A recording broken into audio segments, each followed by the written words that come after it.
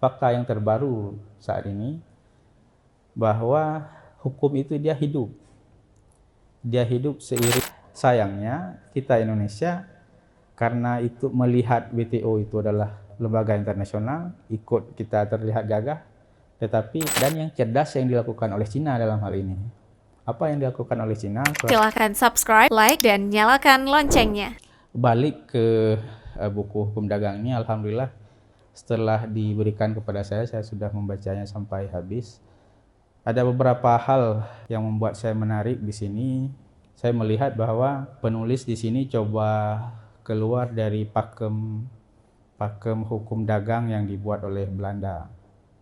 Jadi sebagaimana kita ketahui bersama bahwa di Indonesia itu ada beberapa kodifikasi hukum. Kodifikasi itu menggabungkan beberapa topik dalam satu kitab, itu dinamakan dengan kodifikasi. Kalau di pidana itu ada Wetboek van Strafrecht atau dikatakan sebagai hukum pidana. Kemudian di dalam hukum itu ada Wetboek van Koophandel, yaitu kitab undang-undang hukum dagang. Apa yang membedakan hukum dagang yang ada sekarang dengan hukum dagang yang ada dalam periode 80-an? Yang paling terlihat di sini adalah kita melihat dalam Wetboek van Koophandel itu monopoli Belanda dalam urusan dagang itu lebih dominan daripada untuk pribumi. Kita melihat bagaimana perusahaan-perusahaan Belanda yang ada di Indonesia itu walaupun Belandanya sudah tidak ada lagi di Indonesia, tetapi dia tetap meninggalkan hukumnya di kita. Kemudian fakta tentang hukum dagang ini mengusik para ahli hukum Indonesia. Terusiknya kenapa? Kita sudah merdeka sampai tahun 1980, tetapi masih bergantung dengan kitab hukum Belanda yang Belanda sendiri nggak pakai lagi. Wetboek van Koophandel itu Belanda sendiri tidak memakai lagi. Kenapa? Karena salah satu alasannya itu ketika penggabungan Uni Eropa itu atau European Union itu sudah tidak berlaku lagi di setiap negara, tapi dia berlaku single market dari Uni Eropa itu. Jadi kalau dagang itu tidak boleh bordernya itu tidak boleh ditutup, batas negara itu tidak boleh ditutup, harus free trade seluruh Eropa. Oleh karena itu saya yang katakan tadi bahwa hukum dagang di Indonesia di Belanda sendiri itu tidak dipakai lagi karena adanya EU tadi, European Union. Setelah melihat fakta ini, apa yang terjadi di Indonesia? Para tokoh Indonesia mulai tidak nyaman dalam artian pembatasan monopoli, kemudian pembatasan dagang, sehingga ada beberapa hukum dagang, materi dari kitab-kitab hukum dagang itu yang ditarik dalam undang-undang tertentu. Misalnya salah satunya masalah fiskal, masalah pajak, itu yang walaupun secara de facto dan de jure itu masih ada di dalam kitab-kitab hukum dagang, tetapi secara prakteknya itu tidak ada lagi, tidak dipraktekkan lagi. Jadi tidak semua hukum itu bisa diterapkan enforcement, tapi dia tergantung dari siapa yang menjalankan undang-undang tersebut. Dalam konteks ini hukum dagang masih ada, tetapi materinya itu sudah dibatalkan ketika ada hukum-hukum tertentu. Dan ini yang saya lihat menarik di buku hukum dagang ini. Kemudian fakta yang terbaru saat ini bahwa hukum itu dia hidup. Dia hidup seiring perkembangan pemikiran manusia. Jadi sederhana saja sekarang kita melihat, kita belum melihat masalah teknologi kuantum mungkin, tapi kita coba lihat dulu yang paling sederhana, ATM misalnya. ATM, saya belum membicarakan transaksi pakai kuantum teknologi misalnya. Jadi ATM saja, ketika muncul ATM, hukum dagang itu sudah nggak berlaku lagi sebenarnya. Kitab-kitab hukum dagang tidak berlaku secara praktek, walaupun secara realnya itu masih ada. Itu baru ATM. Belum lagi sekarang kita mengenal QRIS, kemudian kita mengenal pakai voice transaction, dan sekarang lebih quantum teknologi, sudah pakai metaverse. Ya, jadi ketika metaverse berada, hukum dagang itu kita katakan sudah terhapus dengan teknologi, walaupun pada realnya itu ada.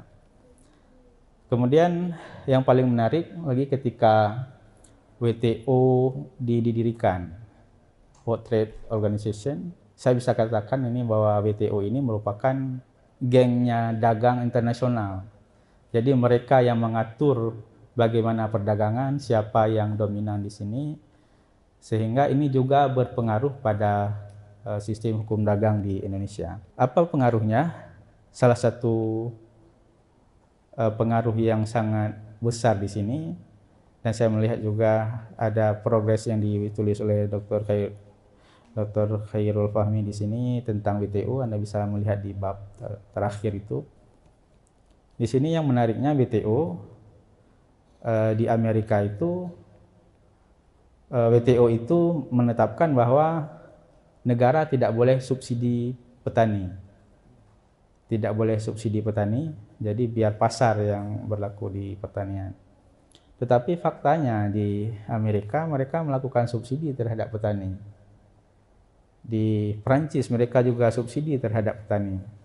Jadi di sini kita melihat sebagai hypocrite trader hypocrite, jadi perdagangan yang penuh munafik. Ini yang terjadi fakta dalam World Trade Organization, perdagangan internasional.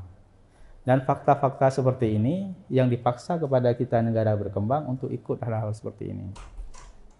Dan sayangnya kita Indonesia, karena itu melihat WTO itu adalah lembaga internasional, ikut kita terlihat gagah, tetapi ketika sudah masuk, sudah terjebak. Sudah tanda tangan kontrak dengan WTO, akhirnya terjebak. Kita mau subsidi petani nggak boleh. Kemudian kalau tambang itu harus impor raw material, nggak bisa nggak bisa bahan turunan, itu harus raw material dan sebagainya. Sawit kena aturan CPO dan sebagainya. Ini fakta-fakta yang terjadi ketika hukum dagang itu sudah berkembang secara internasional, meninggalkan Wedbush Van Cook Handel. Dan yang cerdas yang dilakukan oleh Cina dalam hal ini. Apa yang dilakukan oleh Cina? Salah satunya mereka melakukan infrastruktur dagang dulu. Jadi pabriknya dibuat, dari hulu sampai hilir dibuat, kemudian pasarnya dicari, dia buat dibuat kontrak-kontrak dengan negara di seluruh dunia. Dia buat kontrak, sudah ada kontrak, sudah ada jelas barangnya baru dijual kemana, baru dia sign WTO. Ini salah satu kemajuan Cina dari Indonesia. Kalau Indonesia sign WTO dulu baru buat barang, tapi Cina buat barang dulu dan pasar baru sign WTO. Ketika dia sudah tanda tangan dengan WTO, seluruh barangnya menyebarlah ke seluruh dunia dan tidak bisa dihambat oleh dunia. Disinilah kekalahan Amerika dan Cina dalam hal perdagangan. Secara legal WTO dia tidak bermasalah, barangnya sudah menyebar ke seluruh dunia, dan dunia pun tergantung dari Cina, khususnya dari proses barang dan jasa. Ini salah satu keunggulan Cina. Pengalaman saya waktu di Eropa itu, Cina itu sign-nya itu per negara, bukan per kelompok regional, misalnya EU atau ASEAN. Jadi dia per negara dia sign agreement. Jadi barang-barang Cina itu langsung masuk ke negara, bukan ke unionnya. Inilah salah satu mungkin yang perlu kita pelajari dari Cina.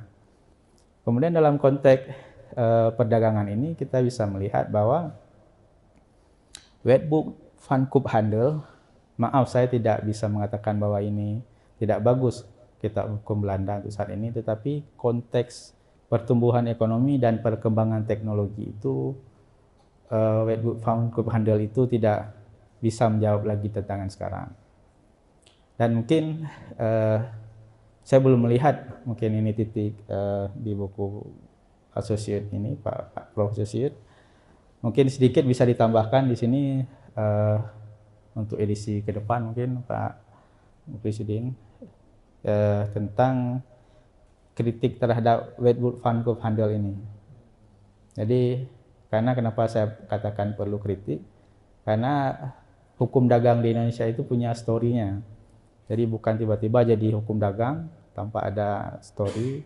Jadi setidaknya di sini ada kritisi sedikit terhadap Wedgwood-Van-Cove-Handel, di mana kenapa dia harus ditinggalkan, bukan hanya ditinggalkan tapi harus ditinggalkan. Salah satu faktornya itu adalah perkembangan teknologi dan geopolitik internasional yang tidak memungkinkan lagi untuk memakai Wedgwood-Van-Cove-Handel. Jadi mungkin itu sedikit masukan dari saya untuk perkembangan edisi berikutnya. Sejauh ini saya melihat buku ini sudah sangat mencukupi, bisa kasih rating 5 untuk buku ini. Kalau WhatsApp itu kan habis telepon ada kasih bintang berapa gitu ya. Jadi saya kasih bintang 5 dengan penambahan di kemudian hari, khususnya pada konteks kenapa kita harus meninggalkan Wedgwood-Van-Cove-Handel ini. Demikian mungkin masukan sedikit dari saya dan tambahan untuk ke depan. Semoga bisa diterima dan diperbaiki. Terima kasih atas waktunya. Assalamualaikum warahmatullahi wabarakatuh. Jika video ini bermanfaat untuk Anda, silakan subscribe, like, dan nyalakan loncengnya.